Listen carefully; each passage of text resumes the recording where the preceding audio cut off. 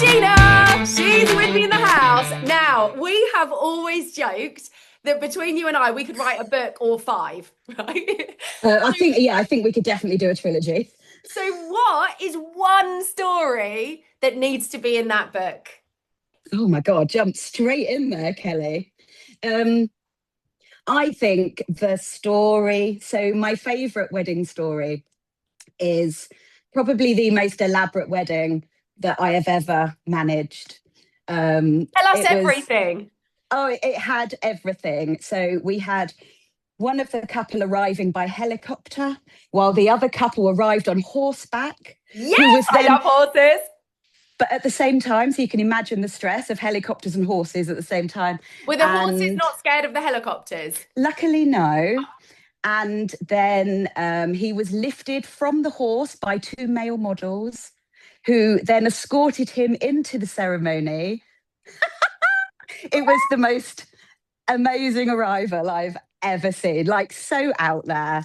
But, you do you. You do you.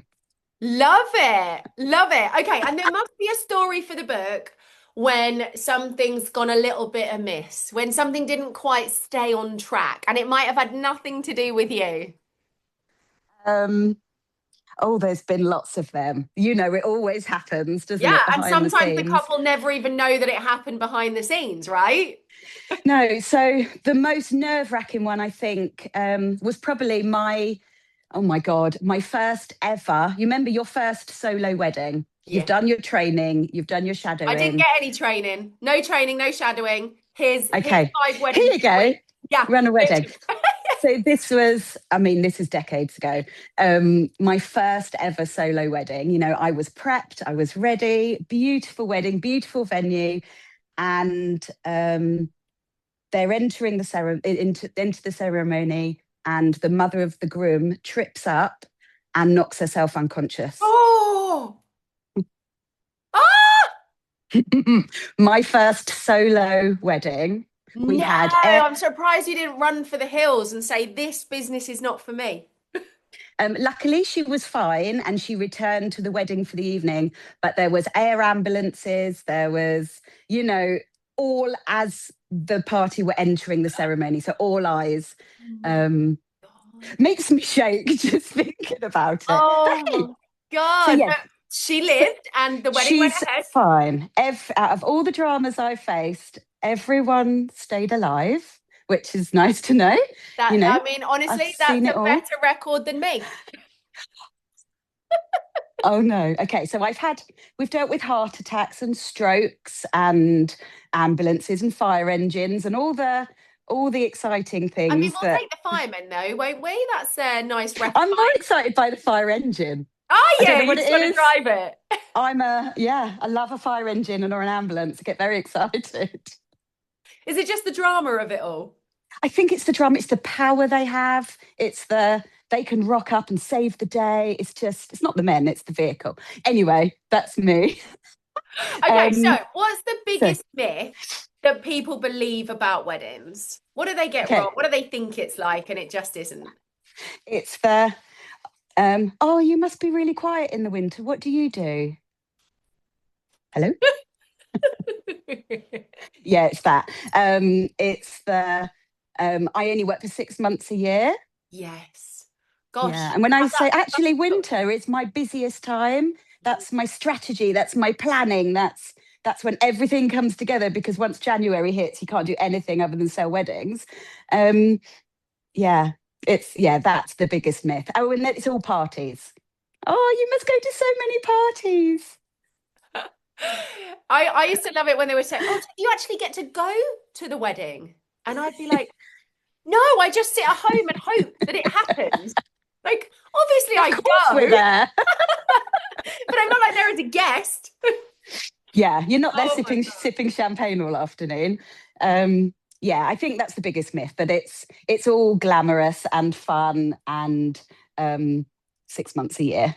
Wouldn't that be And what did nice? you see with new coordinators, fresh into the business? What have you seen that they think it's going to be like day to day, and then, it just isn't?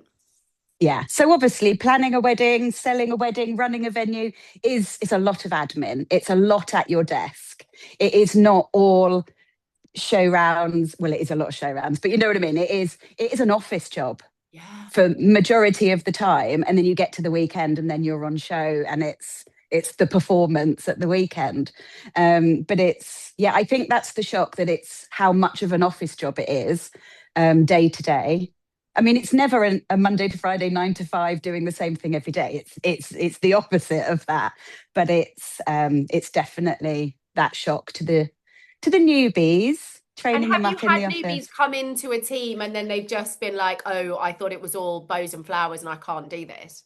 Yeah, because I think when people are starting out, they want to be a wedding planner, Yeah. and that's very different to working within a venue. And then it's finding which path that they're best suited to. Where are their skills? Obviously, I train teams and have done for years, and it's finding their skills. They may be better suited to the on the day and be in the ops team, or they may be better suited in the sales team or the planning team, and it's finding their path.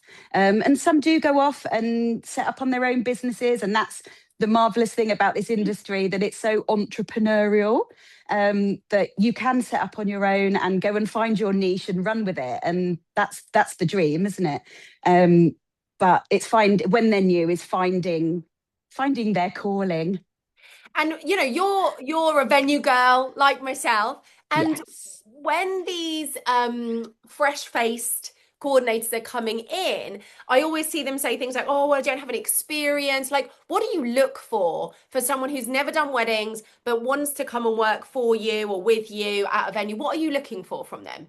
So I obviously the dream is to have wedding experience and sales experience, and I look for them how they understand the industry, whether they've worked in it or not. It's about understanding, as you know, it's the most unique industry in the world, and it's nothing what people think it is.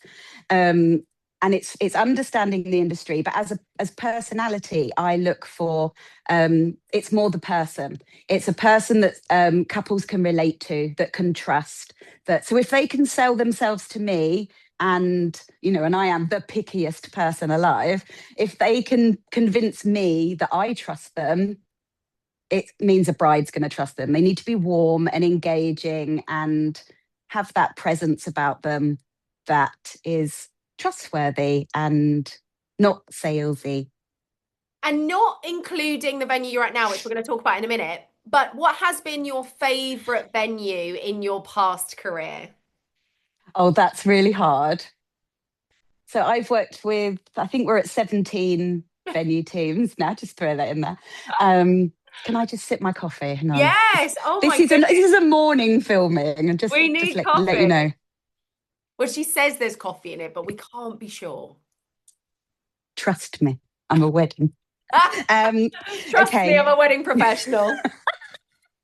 What's the question? So, what, not including the venue you're at now, which we will talk about, what has been your favorite venue that you've worked at? I mean, all of them for so many different reasons, just to be very diplomatic. But pull Every out a few. venue. Okay, so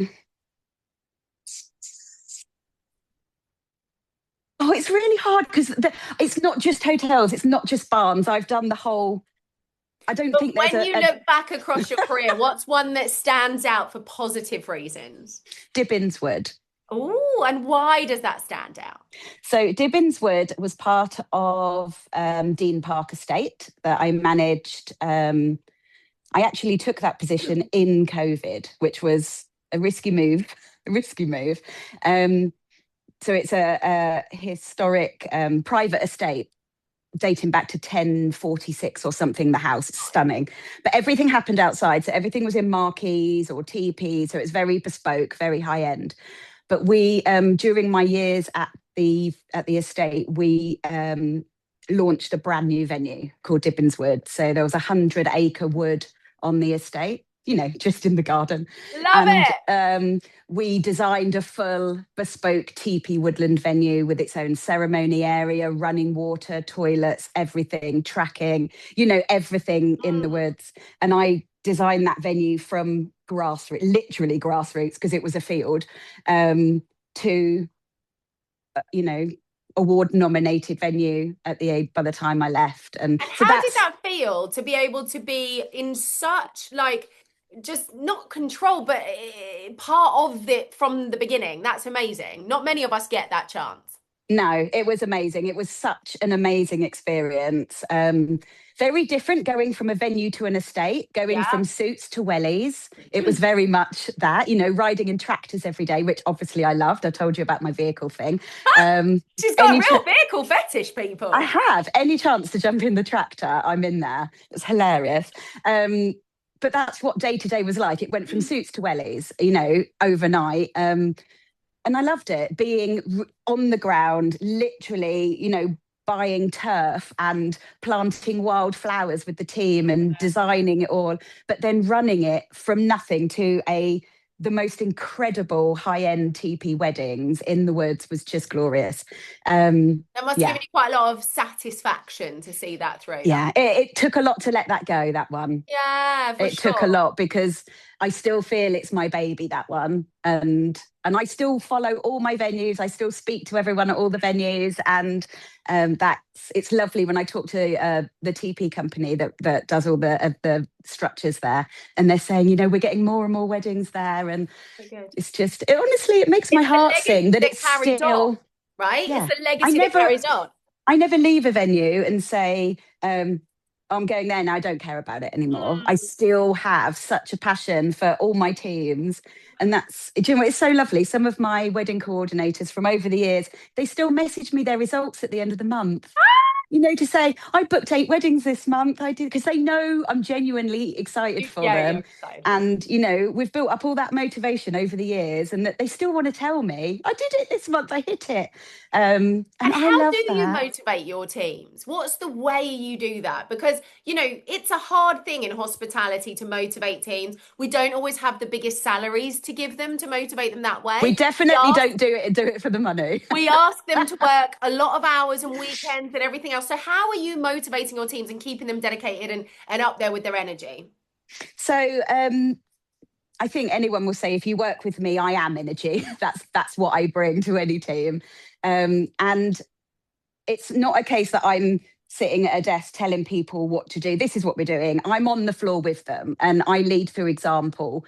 I would never say, you're doing that, you know, you're doing that wrong. We don't do it that way. It's right, I'll show you and I'll be with you. And I always teach my teams why they're doing something, not how. So it's understanding, yeah, we're offering this amazing service to this couple and this experience when they come in, but why are we doing that? Why do we go that extra mile and offer them this and show them this? And I want them to understand the why of what they're doing, because then it all makes sense. Mm. And then they'll just do it naturally because they know why they're doing it. And I try and get everybody to have that outside vision. To my whole life is from the bride's point of view or the groom's point of Yeah. view. It's always that way, the other way around. I never How do they think of it. feel? What are they seeing? It's never how the venue is, it's how are they viewing the venue. And that's what I teach people to see it that way. And the other thing is my strategy for the year, I keep it very open with the team, and the team are very involved with the strategy moving forward, so everyone can get excited. Obviously, I've just started at a new venue and we're talking about what we're going to do this year and the exciting changes and how we're going to make this grow. And you can feel the energy bubbling already. And it's a team. It's not me. It's a team. Yes, I'm leading the team, but it's everyone. It's everyone's input, because you can't do this job without the team, because they are the venue. And I recently came to see your lovely new venue. You Tell did. me, why did you move to this venue? Okay, so this venue is, firstly, it's a venue that's been on my radar for many, many years. Probably because it's 10 minutes from my house. So, so The commute people were good. it's the dream, isn't it? I mean, I've worked in venues where I'm doing 3,000 miles a month. You know, when I was working group all over the country, you know, I've had an hour and a half commute every day to a venue. We've all done it. Yeah, it's a So lot. this is 10 minutes. It's the dream, just gonna say. That's not the main reason, but that's it was a help. So it's always been on my radar because it's so local to me. I've always known this venue, and I've never worked somewhere very close to home. So it feels more personal because it's on my doorstep, and people getting married, I'm probably going to know them or their parents, or so it feels a lot more personal. This one. Um, so I've worked at this venue previously a number of years ago, Ah. when it was running as a hotel, but it's not running as a hotel anymore. It's now a wedding venue. Um, so I And when you knew. say, for those listening, like when you say it's a hotel, but now it's a venue, what's the difference? What's shifted? Okay, so historically, well, it was built as a family home. Chicheley Hall was a family home, and then over the years, it was bought out, and it was run for many years as a corporate venue, a corporate hotel venue, and then it started touching into weddings, and then it's grown as a hotel doing events. But now, just because of the positioning of it, it's the hotel, and because it's a home, it's designed for a home, not designed for a hotel. So it works better as a home, obviously. So we now don't open to the public as a hotel. You can't just phone up and book a room. Okay. But we do have the joy of having 47 bedrooms. So we are an exclusive use events venue, predominantly weddings. We do the odd meetings during the week, but it's predominantly wedding venue now, with 14 manor house bedrooms, but we do have the extra standard hotel rooms that we can hire out to guests if guests want to stay as well. So we're And ticking a lot of boxes. what do you, not the couple, I know you're brilliant at thinking from the couple's perspective, but you, Georgina, what's your favorite thing about this venue? A corner, a Um, detail, something about it. um, Well, I've only literally been here a couple of weeks, so I'm still learning the stories. And every venue, especially old venues like this, it's those little stories of what's happened over the years, who lived here, and I'm still learning them. So I haven't got my favourite one yet because I'm But still is there very a new. corner of the venue that you're like, oh, I love this corner? I love the Winton rooms, which is very similar to where I am now. So it's wood paneling, floor to ceiling, open fireplaces. It's just so atmospheric and so I don't know what the word is.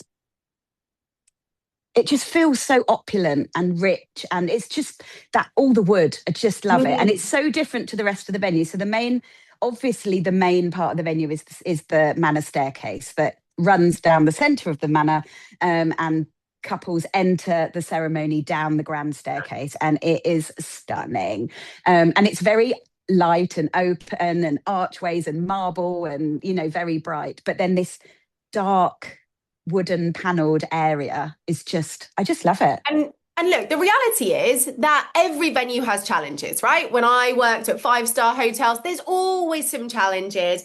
And they brought you in because they want to make the best of this venue. So what are some of the challenges you're having to overcome and work with?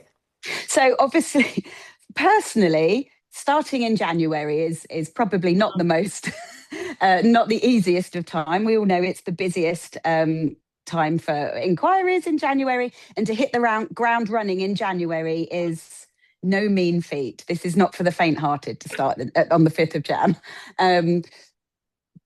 But the main challenges haven't really found many yet, but we're started with the first thing I do is obviously the sales process and make sure the office is all up and running nice and smooth. And I've overhauled the marketing, and we are now looking at the actual wedding flow.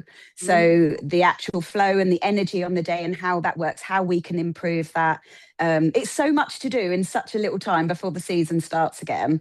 But I'm just at the moment, it's just pulling everything in line: standards, service, accommodation, everything we're doing. I loved what you call it, a gentle refurb. I loved that. I loved that.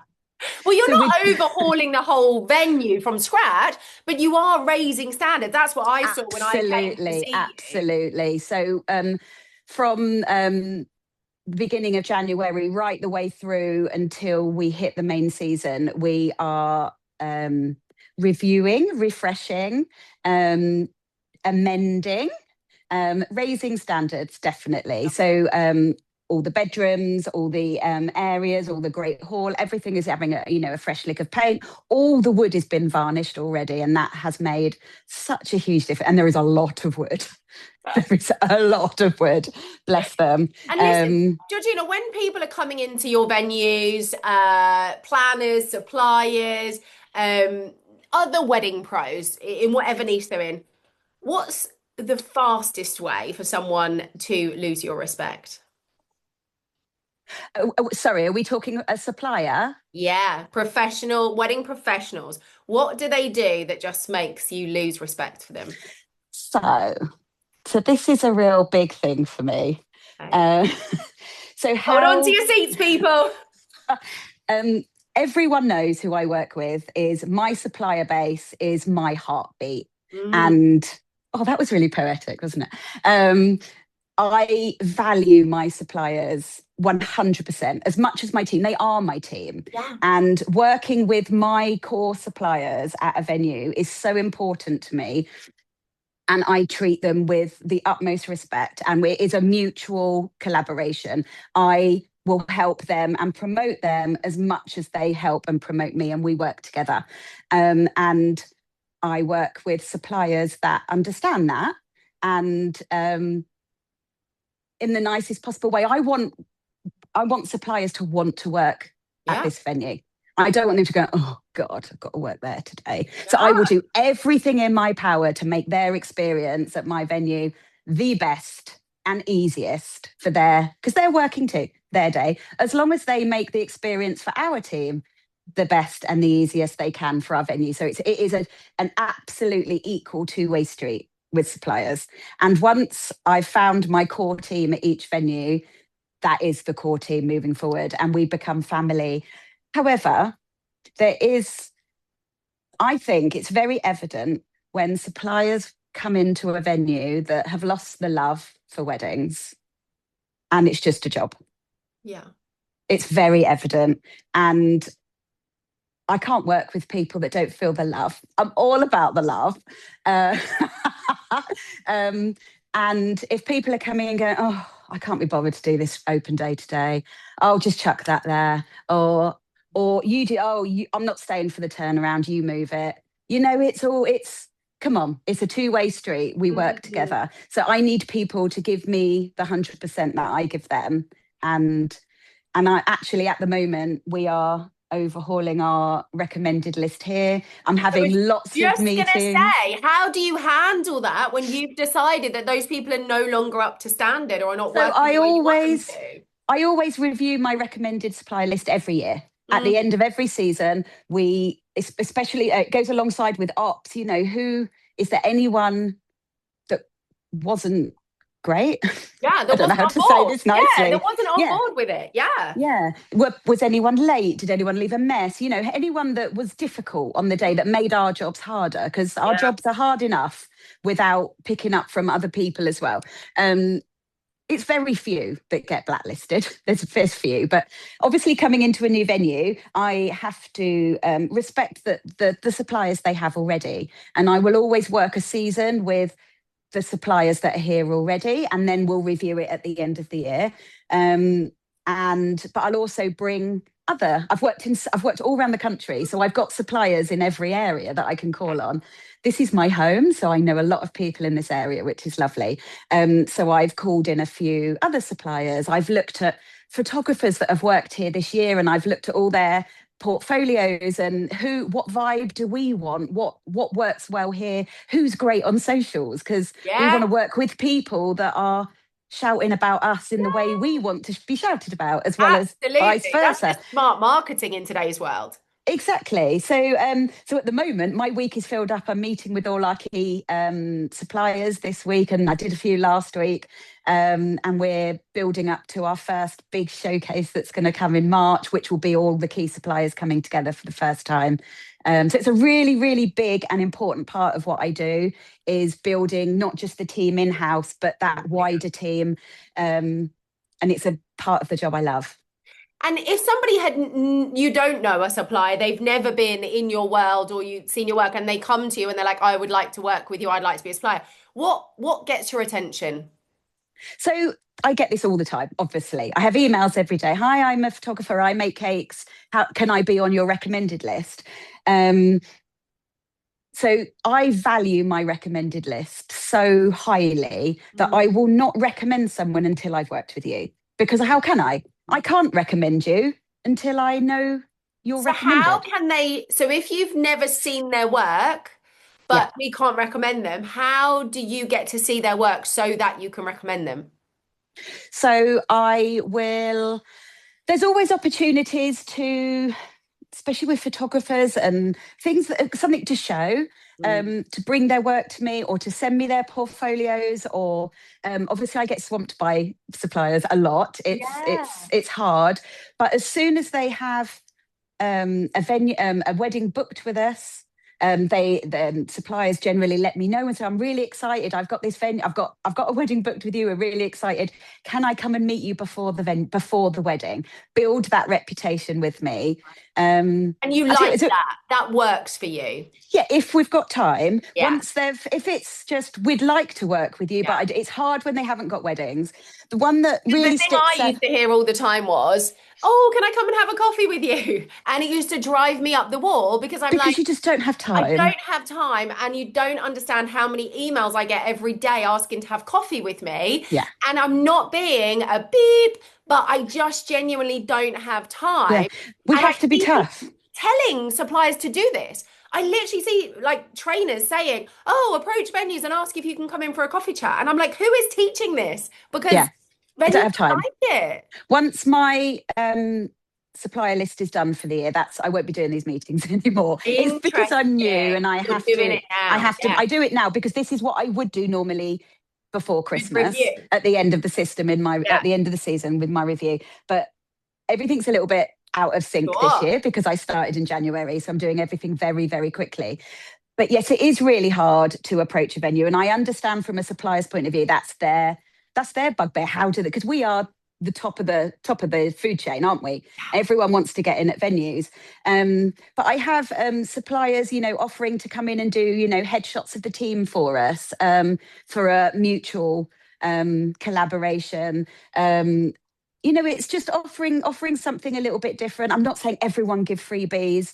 It's not the way. Or But come you and meet. scratch my back, I scratch yours, right? Like, what can we do Exactly. for And you each never other? know what a venue needs. You never know. They might, and yes, we do need new headshots at the moment. So, I am talking to Send someone about that. applications.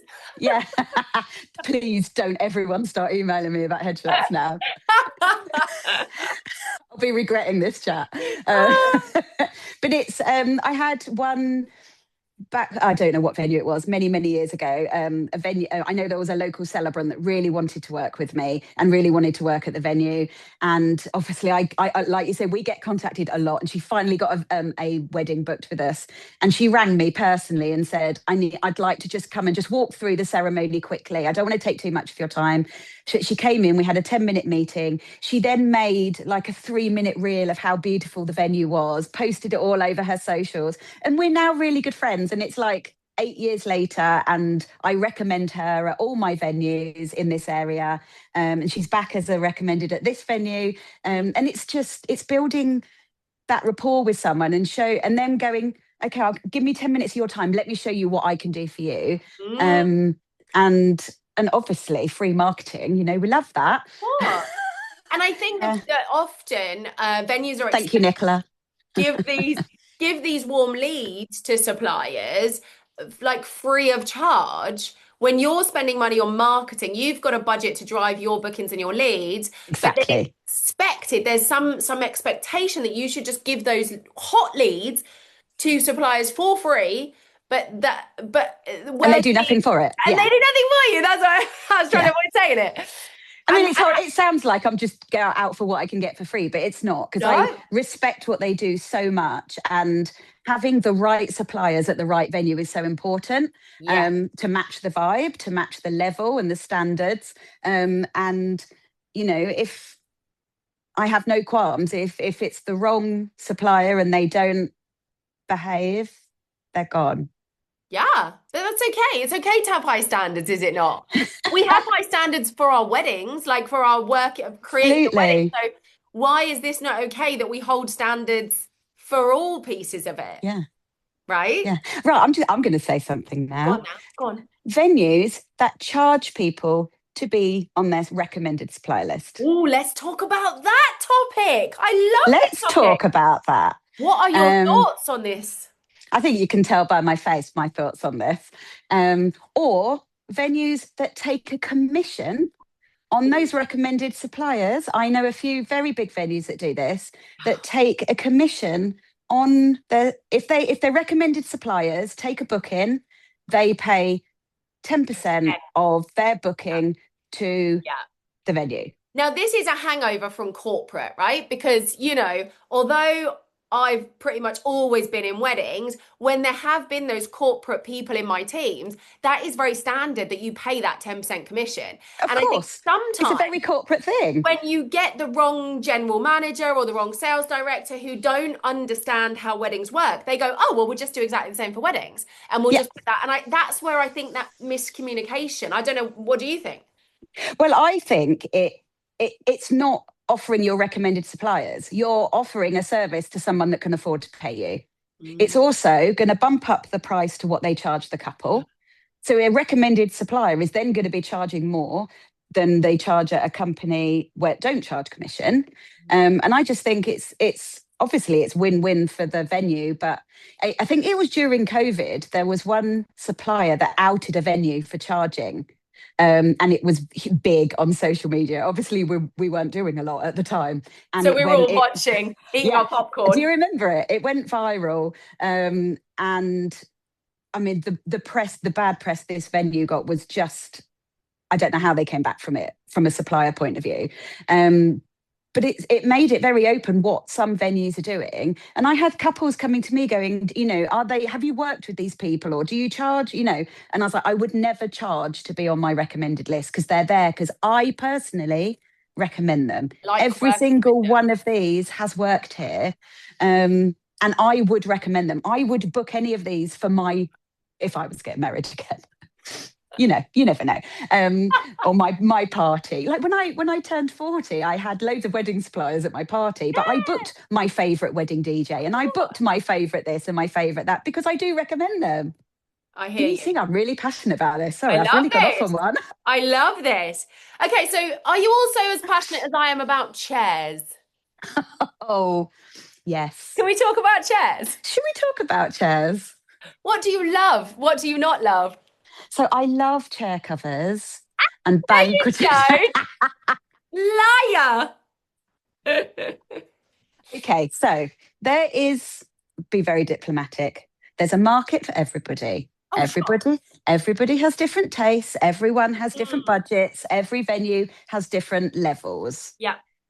However, I think in a wedding venue, we shouldn't be seeing chair covers anymore. At least in the Anymore. marketing. Like if you've got them, fine, but don't post them Yeah, everywhere. exactly. We have, we're an old venue. We have banqueting chairs. I get We it. have chair covers if people Yes. want them. However, not in marketing. No one needs to see it. I think it it it just gives the impression. Impression. It makes your venue look old fashioned. Yeah. Very. Some people love chair covers. We've got it. It's fine. You can do it if you want Absolutely. it. It's absolutely Absolutely. fine. No judgment Mm. whatsoever. Agreed. However, big overhaul of marketing. All chair covers are gone. Our band. Gone. We don't want to see that ever anywhere. And What it is other something I do at every venue. what other mistakes do you see venues making with their marketing? Quite a lot. Oh God, the marketing. I'm obsessed with marketing. It's a big thing of what I do. Um, I just I know. Oh God, it's awful. I hate slating what other people do. No, we're not Um, slating, we're just sharing knowledge. Sharing knowledge. So it's the behind the scenes films on your phone, on your stories is fine. Yeah, on your stories. It's the It's the non-professional videos on the grid that annoys me. Okay. Why would you put a non-professional one on your main grid? On your stories, that's what it's all about. Show me behind the scenes. Show me what you're doing, but not on the grid. Let's keep that for pro shots. Let's keep that for the inspo right there. What else? What else annoys me? Um, oh, I don't know now. What have You've you caught me seen when off. it comes to venue tours, when maybe you first got to a venue and you've seen some mistakes the team are making before you train them? It's there's a lot of sharing the wrong imagery. Mm. There's a lot of, I mean, I know you get this. It's the dream shot of the room, isn't it? It's not an easy shot, but it's finding that dream shot. But when people are not sharing a dream shot and Mm. expecting that to sell a venue, that hurts me. Yeah. Or people that are not looking around the edges. You Mm. know, here's a beautiful room, but what's that stack of chairs in the corner? You know, I worked with one venue, and one of their hero shots of the room dressed for dinner had a Sainsbury's bag on the top table. That was in the brochure. And I was like, there's a you're like, what is Sainsbury's this? bag, people. Other supermarkets are available. But like, we don't need it. We don't need this bright orange plastic bag. Oh, I tell you, my bugbear is chairs pushed into tablecloths. So Oh, they, yes. you know, Touching. when it's pushed under, Just touch. just kissing the cloth. Oh, okay. Images. We got to do better on images, people. Yes, absolutely. Oh, it's everything. It's absolutely everything. Um, What are you yeah, saying behind the scenes to your team that you wouldn't say publicly because no one's listening? What obviously. what would you say? What are you saying behind the scenes About what? about the wedding industry? Oh,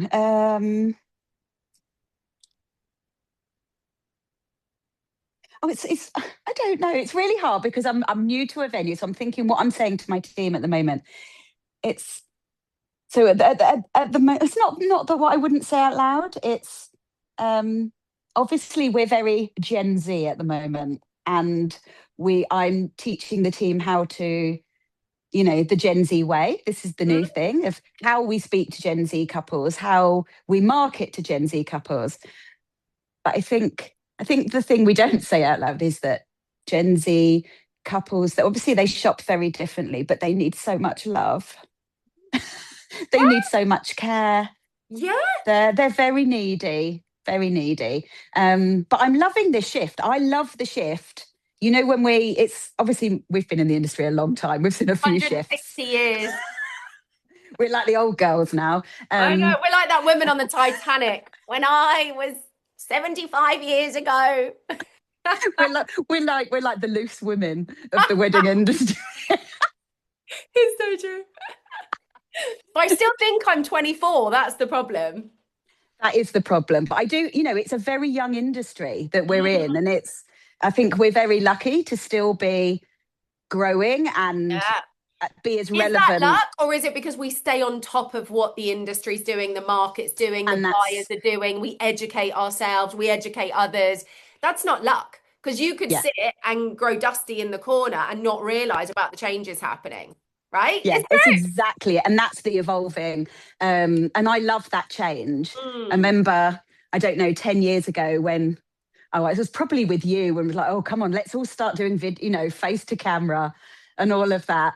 I love the change and challenging yourself and moving with the times because it works and you can't move without it. But there was a point in my career when I said, look, I'm non-operational now. I've hit the point. I'm Yeah. too old. It's a young game. I still know what we're doing, but I just can't be that person on the floor anymore. And it was a real, big shift in my career of how can I stay in this industry and not be operational? How do I keep myself relevant? And I train all the time, constantly, and always learning, and always everything I learn goes straight to my team, and we keep evolving. And luckily, I have an 18-year-old daughter who keeps me up to date with things, which really helps. She's my TikTok guru. Um, and I'm always like, we would you do that? Would you click that button, or would Yes, you inquire? And she'd be like that. No, I'm not ringing you. I'm not picking up a phone. exactly. And yet I we didn't still even have these know. calls to action that says, let's chat. No one wants to chat. No one wants to chat. I didn't even know. My kids don't even have voicemail. They No, don't even know what voicemail is. no, And if and someone leaves a voicemail, they're like, "Ooh, what's that? they don't Why listen. would you do that?" I So, oh yeah, we don't leave messages for people because that's pointless. But know. No, yeah, they it's don't listen to them. no, it's not even set up on their phones. It's not a thing. If I want to speak to my children, I have to snap them. That's the only way I communicate with my children. Is it? Like, come down for tea on Snapchat. I mean, I do That's also WhatsApp my husband from the other room, but We all do that. do we? We all do that. Is Yeah, that we all do acceptable? that. That is acceptable. I do like to video call him from upstairs and go, But what "Have are you you wearing know when you're doing what?" those videos calls? Well, that would be saying. That sounded wrong, didn't it? Oh my God. But Okay, yeah, so it's keeping back it. It's on track. keeping. Sorry. Back on track. Keeping up with the times, evolving, and I don't know why we got onto that, but staying Okay, relevant is a big thing for us share with oldies. us. Has there been a mistake in your career that's actually helped you to up level massively? Um, a mistake that I've Or a made. challenging time? A mistake or Yeah, a challenging time that's I helped you to wouldn't up call level? it a mistake because I'm a super positive person, and I think I'm a big believer in fate. My whole life, I've always been everything happens for a reason, and I've had some real bad things that happen in my life and career, not previous careers and things that. When I look back now, it was all a journey to where I am now. And I love that because it makes me feel so much happier. Mm, Um, but there's been, ups and downs mm, over the years, over the decades. And I learn once it's over with, you can learn how that shaped you and what that's taught you. And yes, it might be all negative things, mm, but negative things are still a learning. And if it's not teaching you how to do it, it's maybe teaching you how not to do it. mm, Um, so I ventured not out of the wedding industry, but out of the venue industry into more corporate wedding venues. So more into I was managing hotel group of hotels, wedding teams, and a bit like what you did in the past. And it's very, very different to managing a venue. And all of a sudden, it's very corporate and it's a lot harsher. There's a lot less understanding, and it's about getting um, making the senior management team understand what is needed from a wedding. And it's not the 3-day follow-up and the leave a voicemail after 24 hours. And it works very differently. And unfortunately, I found there's still a lot of toxicity. Is that a word? is a word. In corporate environments, that's Mm, not nice to work, that's unmotivating, um I am who I am. You take me as I am. I am the same person, whether I'm talking to you or my mum or, the queen what or the did you king. learn from that environment? So I learn a lot about that how I treat my teams is right. So it's more about what I don't do and why I don't do it. And I'm right to disagree. That Mm, that being the hard boss, shall we say, is never motivating for a team. It's intimidating, and it fills people with anxiety, and it's not a motivating and energy based environment for a sales and wedding team and event team. You need to be like this all the time yeah. because it's what you do. But yeah. So I've And so learned how not to do things. I love that. And has there been a moment where you thought, I just can't do this anymore? Okay. I was actually having this conversation with a wedding planner who's been in the industry for a long, long time recently. And we were saying, God, that moment when you're at a wedding and you'll appreciate this one. When you're at a wedding and you've been on your feet for 15 hours and you're cleaning up some sick or and you're like, what am I doing? What happened to What my life choices? why am I doing this? and then you see the couple and you're like, hi, it's fine. Of course, I'll do that for you because that's what we do and we love what we do. And we say, look, I can't do this anymore. I'm so tired. But you're doing it the next weekend because you absolutely bloody love what you do. And you have to have that love for this industry. You can't be in this industry with no love for it because there comes a point when you're coordinating, 20 hours a day and you're tired and something happens and you've got to keep that smile on your face. And we've all had that moment. You go, what am I doing? But we still do it again. We still We do wake it. up the next day and we just forget it all because that one text comes in that says, you're amazing. And that's it. That's it. I mean, The that's what we bad do it things are for. forgotten, right? We just do it for the Exactly. text message. Do you remember the wedding hangover? The Do you ever, wedding did you ever get hangover. when you've worked that 15, 20-hour day and you've got to bed at 2 or 3 in the morning and then I mean, I had young kids at the time. You'd wake up with the kids and you're like, all I can do is lay on the sofa all day. It's like a hangover without the alcohol Oh because you're my just so God. drained. Do you remember that? Did you ever Well, get that? You were a lot younger than me when you did yes it. and So, no. No, what it is I had a kid later. So I'd already stopped being on property by the time I had my son. And I think that does make a difference because now I'm just so exhausted by being a mother. Because he's but still that's eight hard years in old. itself, isn't it? It's working with children as well in this industry. Exactly. So It's I think so in a hard. way it was easier for me because if I was working till 2 a.m., there You wasn't just sleep. and Yeah. waking me up at 6 and then having to give that attention to them, and even if you were going back into work, you're in the office, it's quieter, it's calmer, fine, you can crack. Yeah. So I You think can that's get a on with double it. whammy with the young kids, I'll be honest. Yeah, but I'll never forget the wedding hangovers. They hit you so hard sometimes, but you still do it again, Because we need a text message that says we're brilliant. Exactly. It's all about, we're so needy. So needy. I need validation that you love me. Brilliant. What would have been the fantasy career if it wasn't weddings? What would it have been? Well, I trained as a professional dancer. So you Oh, didn't know this about me. oh my Um, gosh. so What did you I, dance? so I was a contemporary dancer, studied at university and things. And And then, yet it took um, us so long to get you on video. yeah, I know. This makes no sense. You're a performer. But don't you find 90% of our industry are ex-performers or trained in performing arts or did you? I Did did you really? performing arts at college before leaving. Shut Yeah, up. yeah, yeah, true story. Shut up. Honestly, because it's putting on a show. It's stage management. We're, I always Front say of on a house. show round, it's show face. It doesn't matter how you're feeling, if your foot hurts, if your hair's bad, you put on that smile, you put on your lippy and you perform. Zhuzh. You zhuzh before you go Yes. out. You show them the magic. Yeah. And it just comes, it comes because we're performers. And that's so funny. I didn't know that about you. But yeah, I ran my own dance school, very successful dance business.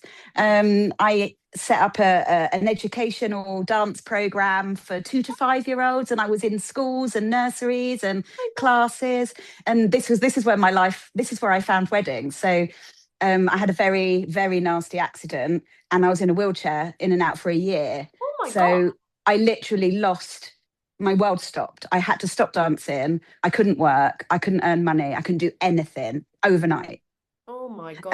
And that's when my life shifted and it was a very low point in my life, but it was finding something that brought me happiness again, that wasn't performing. And when you're a performer, that's hard to find when you're not performing or being active and dancing, which I can't do anymore. So I got a job with running the sales and marketing for a photographer, a wedding photographer, because I'd already been in sales alongside dancing, so I had a huge sales And you career. were running a business, you knew how to fill a program, like you knew Exactly. how I to knew how to guide sell on people. social media Yeah, because all my dance school was done on socials yeah, and I'd taught myself all this.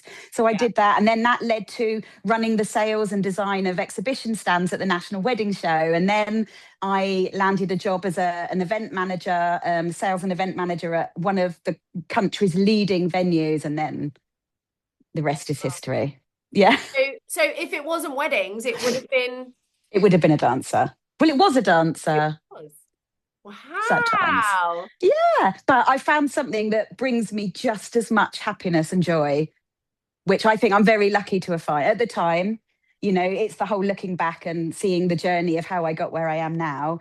But it brings me just as much joy as the performing did. But I do miss performing. I do keep thinking I'm going to be that old woman in an Amdram society soon. Yes, I'm there with you. Let's do it together. Shall we? Yeah, let's set up our own Wedding Pros Amdram. Oh my God, I could feel that. Let's do Becca this. Becca Pountney would be in. Right, we're going to do rapid fire to close up our conversation. So just say whatever comes into your head. One Oh word or dear. a sentence. Yeah. One word, okay. Okay. What was your first wedding like? What was my first wedding like? One word. Drama. That was the ambulance one. Wedding coordinators should stop.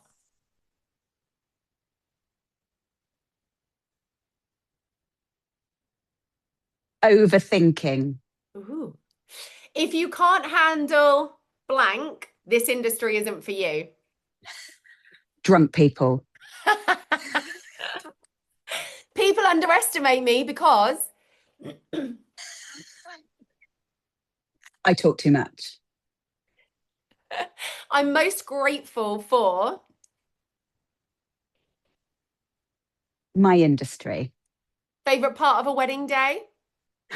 Oh, right. I can't do this in one word. Okay, fine. Take it away. That moment just before they walk down the aisle, that last 5 seconds is the best. I give myself goosebumps this bit. I remember on my wedding day 1,000 years ago, 20, when the doors are about to be opened, and it felt like a wall. Everything you knew goes out the window. You cannot think, you cannot hear, you cannot feel. It's literally a wall right there. And I love being that person to say, right, it's okay. If you're going to cry, look up, hold your bouquet like this.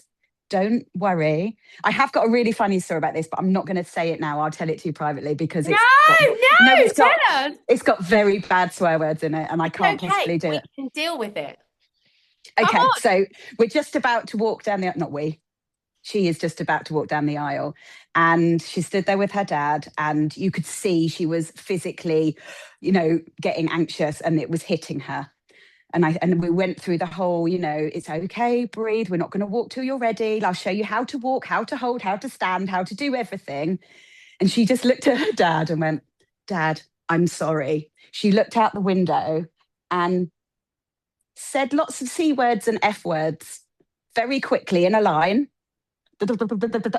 She went, I'm ready now. And I just went, you're amazing. And she just walked and she rocked it and she was amazing. Let it out. It was just like she just needed to go out the window. I mean, better then than at the end of the aisle, let's be honest. Her poor dad, quite an old man. And he was like, his eyes were like, what just happened? And he just walked. But no, that is my favourite moment. I think that comes from being slightly older than the bride, slightly, that I mother them and I want them to enjoy that moment, and I want them to give them my experience at that moment. That and speeches. I love speeches. So if people want to connect with you, where can they find you? So best place is on LinkedIn, Georgina Guest on LinkedIn. I'm all over LinkedIn. Love it. We discovered each other on LinkedIn in the good did. old days. I think we did. We? And I'll put all the links in the show notes. And where should they follow your venue?